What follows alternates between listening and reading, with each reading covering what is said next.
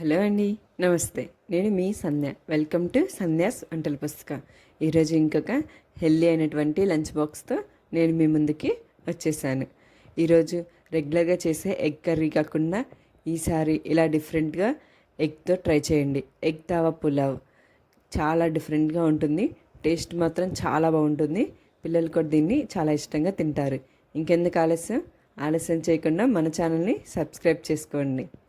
ముందుగా ఒక కళాయి పెట్టుకొని అందులోకి 2 టేబుల్ స్పూన్ల వరకు ఆయిల్ తీసుకోండి. ఆయిల్ అనేది బాగా హీట్ అయిన తర్వాత 1 టేబుల్ స్పూన్ వరకు జీలకర్ర కొంచెం చిట్పట్లాడాక ఒక మీడియం సైజు ఉల్లిగడ్డని ఇలా సన్న ముక్కల్లా కట్ చేసి తీసుకోండి. అలాగే 2 పచ్చిమిర్చి, వీటన్నిటిని కూడా కొంచెం కలర్ చేంజ్ అయ్యేంత వరకు బాగా ఫ్రై చేయండి. ఆ తర్వాత ఫ్రెష్గా దంచుకున్నటువంటి అల్లం వెల్లుల్లి పేస్ట్, ఒక రెమ్మ కరివేపాకుని వేయండి. అల్లం వెల్లుల్లి పేస్ట్ పచ్చి వాసన పోయేంత వరకు బాగా ఫ్రై చేయండి. ఇలా అన్ని ఫ్రై అయిన తర్వాత 2 మీడియం సైజ్ టమాటా ముక్కల్ని ఇలా సన్నగా కట్ చేసి యాడ్ చేసుకొని ఒకసారి అంతా కలిసే విధంగా కలబెట్టుకొని ఒక 1/2 టేబుల్ స్పూన్ వరకు పసుపు, 1 టేబుల్ స్పూన్ కారము, 1 టేబుల్ స్పూన్ ధనియాల పొడి, 1 టేబుల్ స్పూన్ జీలకర్ర పొడి. మనం ఇది హెల్దీ వేలో పిల్లలకి చేసుకుంటున్నాం కాబట్టి ఎటువంటి గరం మసాలాలు కానీ ఏమీ వేసుకోవాల్సిన అవసరం లేదు. రుచికి సరిపడినంత వరకు సాల్ట్ని వేసుకొని వీటన్నిటిని ఒక్కసారి బాగా కలిసే విధంగా బాగా కలబెట్టుకోండి.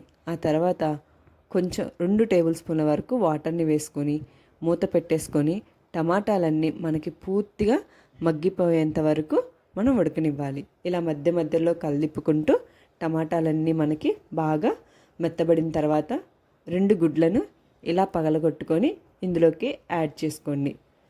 ఇలా యాడ్ చేసుకున్న తర్వాత ఒకసారి బాగా కలిపి ఎక్కడా పెద్ద పీసెస్ లేకుండా ఇలా కలిపుకుంటూ ఇలా చిన్న చిన్న పీసెస్ లాగా చేసుకోవాలి. ఇలా ఎగ్ అనేది బాగా ఫ్రై అయిన తర్వాత ముందుగా మనం ఉడికించి పెట్టుకున్నటువంటి రైస్ని ఇందులోకి యాడ్ చేసుకొని రైస్ అంతటికి బాగా కలిసిపోయే విధంగా ఒకసారి బాగా అంతా కలబెట్టుకోవాలి.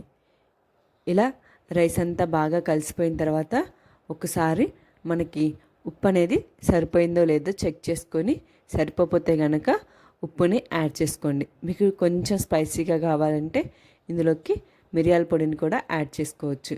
ఇలా కలిపుకున్నాక ఫైనల్గా ఒక గుప్పెడు కొత్తిమీరని దీనిపైన చల్లుకొని ఒకసారి బాగా కలిపుకొని మనం స్టవ్ ఆఫ్ చేసుకొని పక్కన పెట్టుకోండి. ఇంకొక పెనం పెట్టుకొని కొంచెం ఆయిల్ యాడ్ చేసుకొని ఒక ఎగ్ని దీని మీద పగలగొట్టుకొని ఆ ఎగ్ అనేది హాఫ్ బాయిల్ చేసుకోవాలి.